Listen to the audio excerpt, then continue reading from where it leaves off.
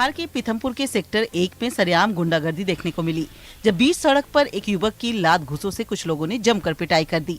इतना ही नहीं, युवकों ने ईंट से पीड़ित का सर भी फोड़ दिया।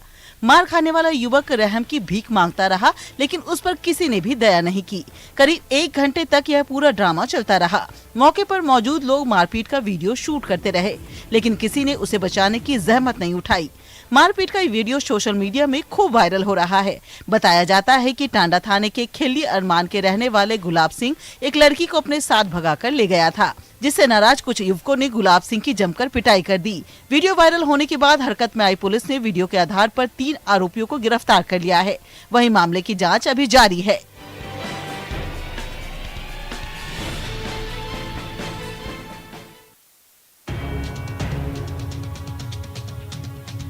सिवनी जिले में कुछ महिलाओं ने वन कर्मियों की पिटाई कर दी। वन कर्मियों की पिटाई का वीडियो भी सामने आया है, जिसमें साफ दिख रहा है कि किस तरह नाराज आदिवासी महिलाएं वन कर्मियों की पिटाई कर रही।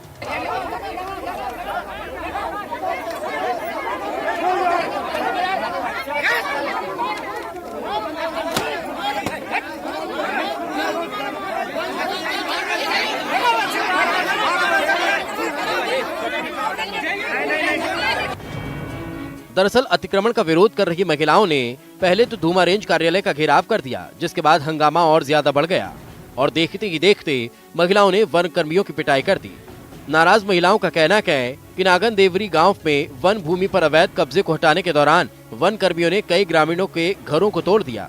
यही नहीं, उनके समाज के झंडे को भी जला दिया गया। इसी बात से नाराज होकर महिलाओं का गुस्सा वन कर्मियों पर फूट पड़ा। हंगामे की सूचना मिलने पर पुलिस ने मौके पर पहुंचकर किसी तरह मामले को शांत कराया।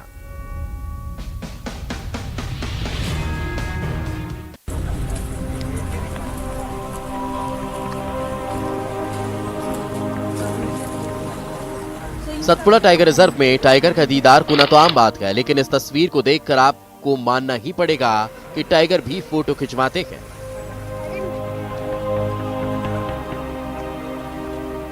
वीडियो एसटीआर के चूरना का है, जहां सैलानियों की जिप्सी के सामने आने के बाद टाइगर भी पोज देते हुए नजर आया। टाइगर को इस पोज में देख सैलानी भी हैरान रह गए। वहां मौजूद हर कोई बाघ की एक फोटो खींचने को बेताब नजर आ रहा था।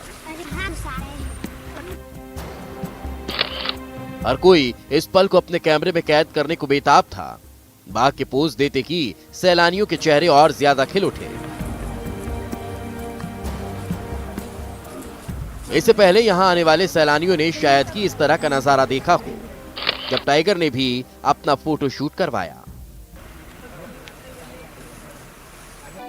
हरदा में कलाकारों ने कला का एक ऐसा नमूना पेश किया है जो अपने आप में ही एक मिसाल है। यहाँ कलाकारों ने अनाज से 8000 स्क्वायर फीट में स्वामी विवेकानंद की तस्वीर बनाई है। अपने 60 साथियों के साथ मिलकर सतीश गुर्जर नाम के आर्टिस्ट ने गेहूं, चने, चावल जैसे 9 तरह के अनाज से यह अद्भुत ग्रेन आर्ट बनाया है। इस मेगा पोर्ट्रेट को बनाने में 52 क्विंटल 10 किलो अनाज का इस्तेमाल किया गया। युवा दिवस के मौके पर हमने ये पोर्ट्रेट स्वामी विवेकानंद जी का बनाया है और स्वामी विवेकानंद जी को हमने समर्पित किया है। हम 60 आर्टिस्ट हैं, 60 लोगों ने मिलकर 3 दिन में ये पोर्ट्रेट बनाया है। साथ में इसमें 8 से 10 प्रकार का अनाज लगा है। चना, चावल, सोयाबीन, गेहूं, उड़द, मसूर की दाल और भी अन्य प्रकार का इसमें अनाज है जो कि यूज़ हुआ है। ये रिकॉर्ड जो है वो world book of records UK में दर्ज हुआ है, जो कि हरदा में पहली बार बनाया गया है। हरदा और मेरे लिए और हम 60 लोगों के लिए बहुत ही गर्व का विषय है। अच्छा, ये बहुत अच्छी बनाई हुई है, अपने आप में बहुत यूनिक है। ये अनाज से बनी हुई है, वर्ल्ड रिकॉर्ड तो इसका बनना ही चाहिए। डिग्री कॉलेज परिसर में 3 दिनों की मेहनत से स्वामी विवेकानंद की ये पोर्ट्रेट बनाई गई। इस चित्र को दुनिया का सबसे बड़ा पोर्ट्रेट बताया जा रहा है। सतीश गुर्जर ने वर्ल्ड बुक ऑफ रिकॉर्ड में भी इस उपलब्धि को दर्ज कराए जाने की बात कही है। किसान परिवार से ताल्लुक रखने वाली सतीश अनाज से पीएम मोदी, पूर्व राष्ट्रपति एपीजे अब्दुल कलाम का पोर्ट्रेट भी बना चुके हैं।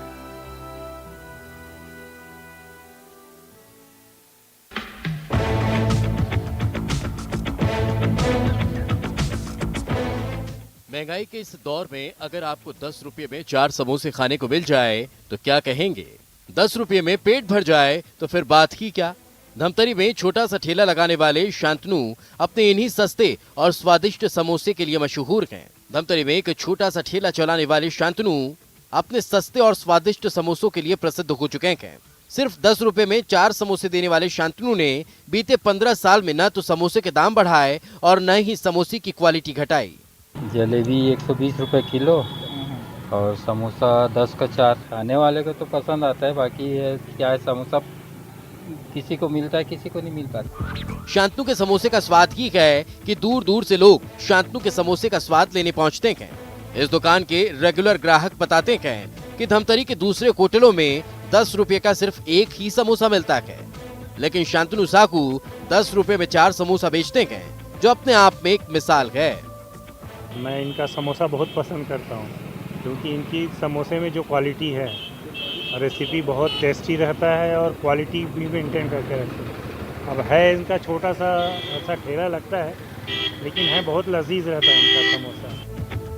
शांतनु ने पहले दिन जो दाम तय किए थे, आज भी उसी कीमत में समोसे बेच रहे हैं। शांतनु बताते हैं कि इस सस्ते समोसे के पीछे उनकी खुद की मेहनत है, क्योंकि शांतनु सारा काम खुद ही कर रहे हैं, लिहाजा वो इतने कम दाम पर भी समोसा बेचकर लोगों की सेवा कर लेते हैं।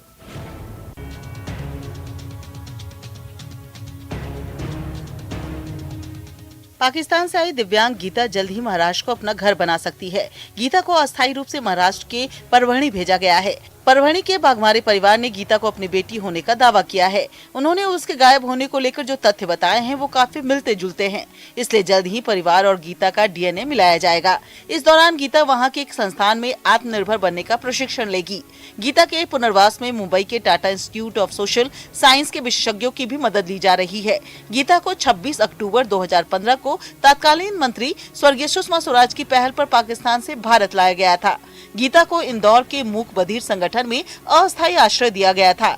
गीता के माता पिता मिलने तक उसे यहीं रहना था, लेकिन अब उसे महाराष्ट्र भेज दिया गया है।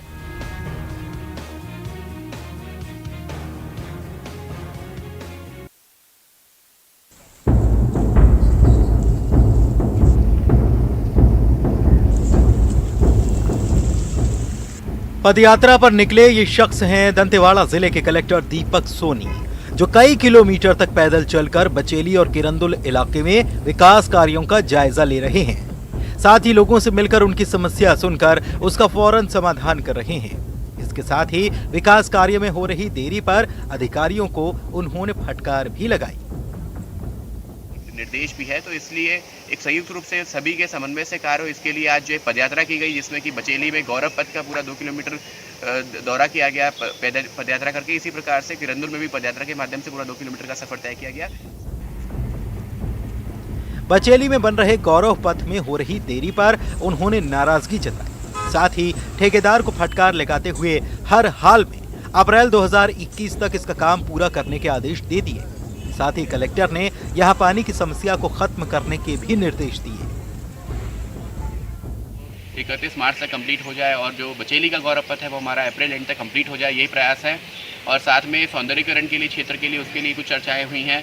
जो बस स्टैंड की जो क्षेत्र है किरंदुल में, वहाँ पे जो एक बिल्डिंग है जो जर्जर हो गई है, उसको धराशायी करके नया कॉम्प्लेक्स बनाने के लिए जो है स्वीकृति प्रदान की जाएगी।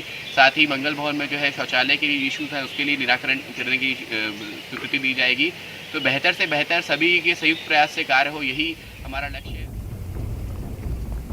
दंतेवाड़ा कलेक्टर की ये पहल काबिले तारीफ है। इससे न केवल विकास कार्यों में तेजी आएगी, बल्कि जनता का प्रशासन पर विश्वास भी बढ़ेगा। अब्दुल हमीद, न्यूज़ 18, दंतेवाड़ा। रविवार को एक ही परिवार के 6 लोग नाव से केवटली घाट अपने ननिहाल जा रहे थे, तभी नाव नदी में डूब गई। इस दौरान 3 लोग किसी तरह अपनी जान बचाकर बाहर आ गए, लेकिन 3 लोग नदी में डूब गए।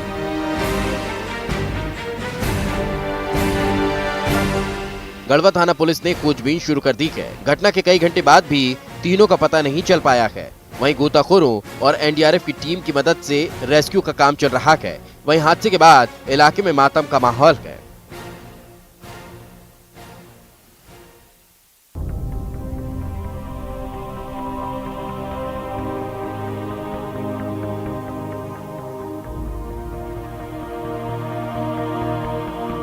बर्ड फ्लू का कहर बढ़ता ही जा रहा है। शाजापुर में भी बर्ड फ्लू की पुष्टि हुई है। यहाँ पर लगातार कौवों सहित दूसरे पक्षियों के मरने का सिलसिला जारी है। इसको लेकर पशु चिकित्सा विभाग ने कौवों के सैंपल लेकर भोपाल जांच के लिए भेज दिए हैं। इन सैंपलों में बर्ड फ्लू की भी पुष्टि हुई है। पुष्टि के बाद अब प्रशासन अलर्ट है। बर्ड फ्लू को लेकर पशुपालन विभाग ने एक कंट्रोल रूम बनाया है। साथ ही पोल्ट्री फार्म जैसी जगहों की मॉनिटरिंग के साथ ही चिकन मटन जैसे खाद्य पदार्थ बेचने वाली दुकानों के लिए भी सुरक्षा गाइडलाइन जारी की गई। हालांकि जांच में बर्ड फ्लू H5N8 का स्तर मिला है, जिससे इंसानों को ज्यादा खतरा नहीं है, लेकिन फिर भी तमाम एहतियात बरते जा रहे हैं। शाम को रात को भोपाल से रिपोर्ट आई है, कौओं के जो सैंपल भेजे थे वो पॉजिटिव पाए गए। 2 कौए भेजे थे, उनके सब भेजे थे, और 6 जो हमने स्वैब भेजे थे वो रिपोर्ट पॉजिटिव आई है सर। और सतत निगरानी रखी जाएगी पोल्ट्री फार्मों पर कि कहीं किसी प्रकार की कोई बीमारी की संभावना ना हो। चिकन मटन की दुकानों को फिलहाल बंद नहीं किया गया। हालांकि लोगों को अभी अलर्ट रहने और चिकन मटन से दूरी बनाए रखने के लिए कहा गया।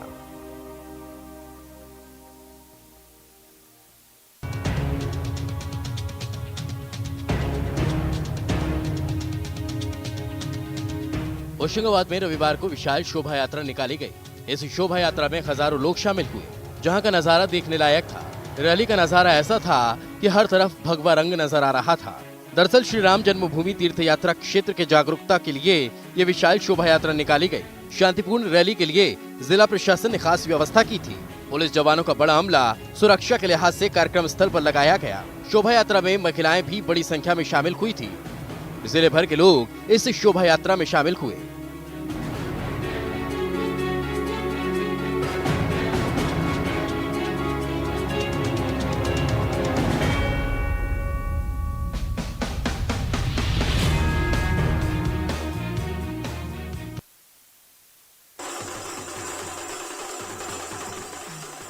ये किसी नाटक मंडली या टोली का तमाशा नहीं है, बल्कि ये बैंड पार्टी है। जी हाँ, बच्चों की बैंड पार्टी जो धमतरी जिले की नई पहचान बन चुकी है। इस बैंड पार्टी को बनाया है एक 11 साल के बच्चे ने। 11 साल के राजू ने न केवल बैंड पार्टी बनाई, बल्कि अपने दोस्तों को भी ट्रेनिंग देकर अपने बैंड में शामिल कर लिया। कक्षा 6वीं में पढ़ने वाला राजू एक बैंड ग्रुप का लीडर है। इस बैंड ग्रुप में एक लड़का तो दूसरी क्लास में पढ़ता है, मतलब सिर्फ 6 बरस का है। इस ग्रुप में केवल 9 बच्चे हैं और सभी ढोल या बाजा बजाना जानते हैं। ग्रुप लीडर राजू ने खुद किसी तरह पैसे जमा करके सामान खरीदा। राजू ने न केवल खुद से बजाना सीखा, बल्कि अपने पड़ोस के दोस्तों को इकट्ठा कर उन्हें भी बजाना सिखा दिया। और इस तरह 9 लोगों की एक टीम खड़ी कर दी। ये टीम स्थानीय शादियों, सगाई, जन्मदिन जैसे छोटे छोटे आयोजनों में अपना परफॉर्मेंस देती है, जिससे इन्हें पर ऑर्डर 1200 रुपये तक की कमाई हो जाती है। इतनी कम उम्र में बच्चे जब ठीक से बोलना नहीं जानते, उस उम्र में ये बच्चे धमाल कर रहे हैं। अपनी धुन की तरह राजू का विजन भी क्लियर है। वह अपनी बढ़ती उम्र के साथ अपनी इस बैंड पार्टी को भी बड़ा करना चाहता है।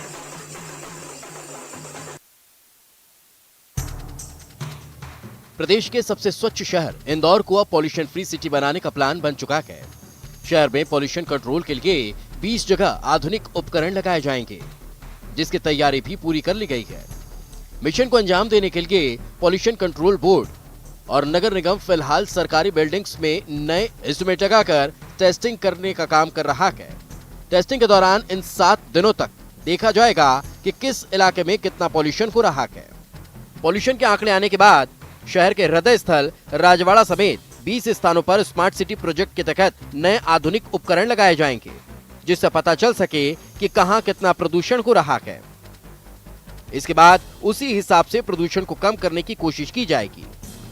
इस प्रोजेक्ट की मॉनिटरिंग भी स्मार्ट सिटी ऑफिस में बने हुए कंट्रोल रूम में ही होगी। और हमारा प्रयास है कि जो हमारा स्टैंडर्ड है 60 माइक्रोग्राम पर क्यूबिक मीटर, वहाँ तक उसको लाने का। तो अभी हम 65-69 तक तो पहुँच गए हैं। और निश्चित रूप से यदि ये मॉनिटरिंग सिस्टम इफेक्टिव रूप से काम करेंगे तो हमें अलग अलग क्षेत्र की जानकारी मिलेगी कि इस क्षेत्र में पोल्यूशन ज़्यादा हो रहा है।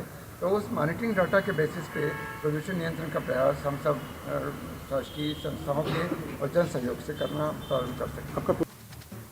इन इंस्ट्रूमेंट को राजवाड़ा, पलासिया, छप्पन दुकान, हूटी कोठी, गंगवाल बस स्टैंड, पेपलियाना, अमर टेकरी और पोलो ग्राउंड समेत 20 जगहों पर लगाया जाएगा, जिससे हर समय शहर की एयर पॉल्यूशन की मॉनिटरिंग होगी, जिसका डाटा भी ऑनलाइन उपलब्ध हो सकेगा, जिसे वेबसाइट पर आसानी से देखा जा सकेगा। शहर के अलग अलग एरिया का पॉल्यूशन लेवल क्या है ये भी पता चलेगा।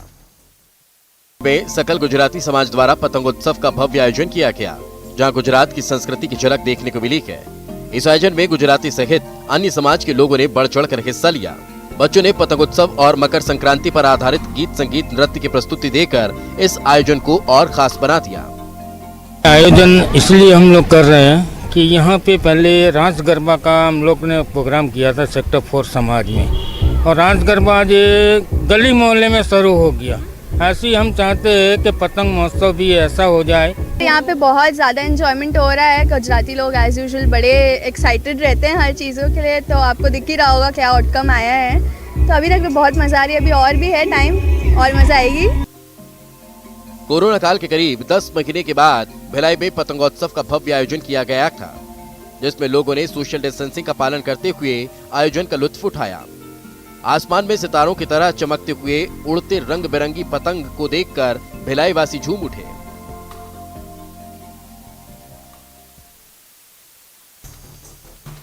कोरबा के भालकुनगर थाना क्षेत्र में एक बच्चे की मौत के बाद परिजनों ने जमकर हंगामा कर दिया। परिजनों ने डॉक्टर पर गलत जानकारी और इलाज में लापरवाही बरतने का आरोप लगाया। दरअसल परसभाटा निवासी मनोज अपने बच्चे को जिला अस्पताल लेकर पहुंचे थे, लेकिन वहां मौजूद डॉक्टर प्रभात पाणिग्रही ने हर्निया का ऑपरेशन करने के लिए कहा, लेकिन डॉक्टर ने ऑपरेशन जिला अस्पताल में न करवाकर उसे निजी अस्पताल में भिजवा दिया, जहां ऑपरेशन के बाद बच्चे की तबीयत बिगड़ गई। डॉक्टरों ने वहां से बच्चे को दूसरे अस्पताल में रेफर कर दिया, जहां उसकी मौत हो गई, जिसके बाद परिजनों ने अस्पताल का घेराव कर हंगामा कर दिया कि डॉक्टर हम लोग को झूठ बोल के क्यों ऑपरेशन किया, जब वो चीज का डॉक्टर नहीं था तो ऑपरेशन क्यों किया, वो अपनी जवाबदारी क्यों लिया। हम लोग चाहते हैं कि हाँ, उसके ऊपर बहुत ज्यादा कार्रवाई होना चाहिए और डॉक्टर यहाँ पे अभी मौजूद हो। अभी तक जो प्राथमिक रूप से पीएम उसका जो कार्यपालिक मजिस्ट्रेट की उपस्थिति में और डॉक्टर विशेष टीम के द्वारा कराई जा रही है। प्रकरण में मृतक जो बच्चा है उसके परिजनों के द्वारा जो डॉक्टर है उसके विरुद्ध गंभीर लापरवाही बरतने के संबंध में आरोप लगाया गया है। इस संबंध में अभी तक जो प्राथमिक दृष्टि में जो अपराध लापरवाही पूर्वक पाए जाने पर प्रकरण में भी अपराध पंजीबद्ध किया जा रहा है और जांच पर इसमें स्थिति जो है आगे और अधिक स्पष्ट हो पाएगी। सूचना मिलते ही मौके पर पहुंची पुलिस ने 3 डॉक्टरों पर गैर इरादतन हत्या का मामला दर्ज किया है और मामले की जांच की जा रही है। बताया ये जा रहा है कि निजी अस्पताल में सरकारी अस्पताल के ही डॉक्टरों ने यह ऑपरेशन किया था।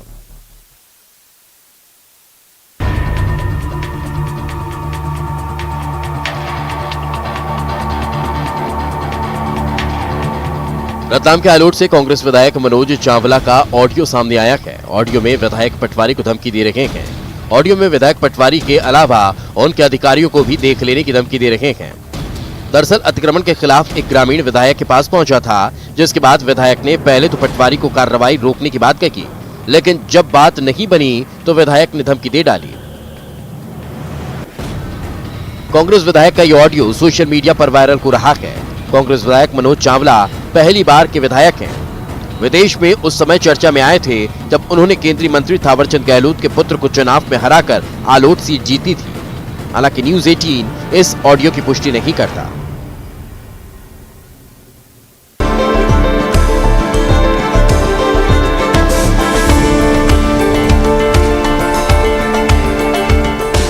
आत्मविश्वास से लबरेज इन महिला पायलटों और इनके इस स्वागत सत्कार को देखकर ही अंदाजा हो जाता है कि इन्होंने कुछ अजब कर दिखाया है। दरअसल एयर इंडिया की इन महिला पायलटों ने दुनिया के सबसे लंबे हवाई मार्ग नॉर्थ पोल पर उड़ान भरने का कीर्तिमान रचा है। अमेरिका के सैन फ्रांसिस्को शहर से उड़ान भरने के बाद ये टीम नॉर्थ पोल से होते हुए बेंगलुरु पहुंची है और इस दौरान इन्होंने करीब 16,000 किलोमीटर की दूरी तय की है। खास बात ये है कि एयर इंडिया खुद अपने ट्विटर हैंडल से समय समय पर इनकी लोकेशन की जानकारी दे रहा था। Civil aviation minister Hardeep Puri ने भी इसे लेकर ट्वीट किया और लिखा, कॉकपिट में पेशेवर, टैलेंटेड और कॉन्फिडेंट महिला पायलटों ने एयर इंडिया के विमान से सैन फ्रांसिस्को से बेंगलुरु के लिए उड़ान भरी है। वे नॉर्थ पोल से गुजरेंगी। हमारी नारी शक्ति ने ऐतिहासिक उपलब्धि हासिल की है। बता दें कि कैप्टन जोया अग्रवाल इस ऐतिहासिक उड़ान का नेतृत्व कर रही हैं। को पायलट के तौर पर जोया के साथ कैप्टन पापागरी तन्मयी, कैप्टन शिवानी और कैप्टन आकांक्षा सोनवरे उनके साथ मौजूद थीं। इस ऐतिहासिक मौके पर एयर इंडिया ने ट्वीट कर कहा है, वेलकम होम। हमें आप सभी पर गर्व है। हम A1176 के पैसेंजर्स को भी बधाई देते हैं जो इस ऐतिहासिक सफर का हिस्सा बने।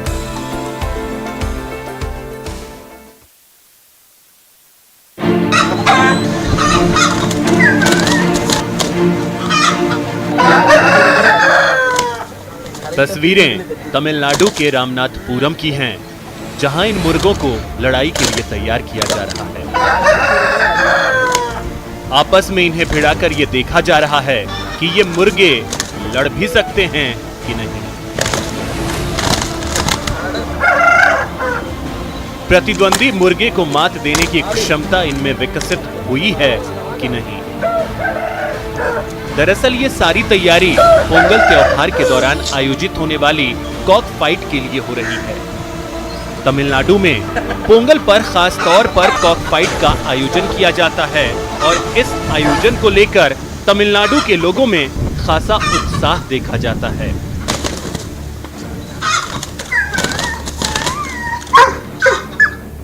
पोंगल पर होने वाले कॉक फाइट की तैयारी महीनों से की जा रही है। लड़ाई में शामिल होने वाले मुर्गे की डाइट का खास ख्याल रखा जा रहा है।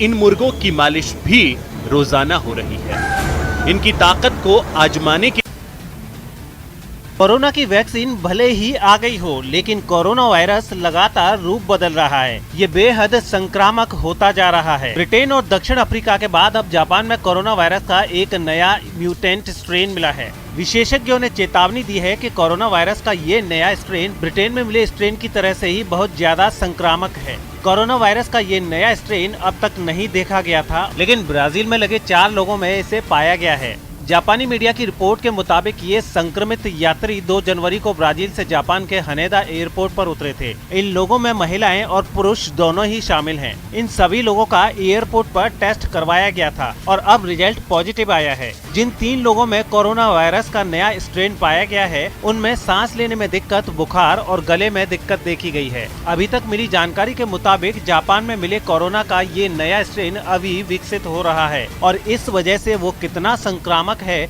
इसका पता नहीं चल पाया है। अभी तक ये भी पता नहीं चल पाया है कि पूरी दुनिया में जो वैक्सीन लगाई जा रही है वो इस नए स्ट्रेन के खिलाफ कारगर होगी या नहीं। जापान में फिलहाल हर रोज कोरोना के करीब 7,000 मामले सामने आ रहे हैं और वहां 4,000 लोगों की मौत हो चुकी है। इटली के नापोली से एक हैरान करने वाली तस्वीर सामने आई। वहां एक अस्पताल की पार्किंग धंस गई, जिससे वहां गहरा गड्ढा बन गया। वहां खड़ी कई गाड़ियां उसी गड्ढे में समा गई। ये गड्ढा काफी बड़ा और गहरा था, जिसमें कई गाड़ियां मलबे में दबी नजर आई।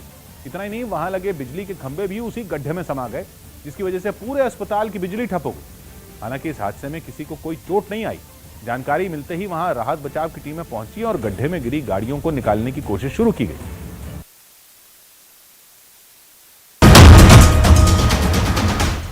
स्पेन के मैड्रिड में बीते 1 दशक में पहली बार हो रही बर्फबारी ने कई लोगों को रुलाकर रख दिया है। वहां के मौसम विभाग के मुताबिक 2 दिन पहले वहां आसमान से रिकॉर्ड तोड़ बर्फ गिरी। इस बर्फबारी ने जमीन पर रह रहे कुछ लोगों को बीच रास्ते में फंसा दिया, जिस वजह से वो अपने घर जाने से कई घंटों तक महरूम रहे। वहाँ इतनी बर्फ पड़ी कि कई इलाकों में सड़कें काली की जगह सफेद दिखने लगी। ऐसे में गाड़ियों के पहियों ने भी जवाब दे दिया। वहां से सामने आई एक तस्वीर में सेना के कुछ जवान बीच रास्ते में फंसे लोगों की मदद करते दिखे। उन्होंने फंसे हुए लोगों को बाहर निकालने में मदद की। गाड़ियों को धक्का देकर बर्फ के बीच से निकालने के अलावा फावड़ा चलाकर सड़क से बर्फ हटाने तक का काम सेना के उन जवानों ने किया जो सीमा पर दुश्मन से लोहा लेते हैं। एक इलाके में ट्रक भी फंसा दिखा, जिसके पहियों के आसपास जमी बर्फ को जवानों ने हटाया और उसे वहां से आगे बढ़ने में मदद की। रिकॉर्ड तोड़ बर्फबारी होने से वहां के हालात इतने बिगड़ गए हैं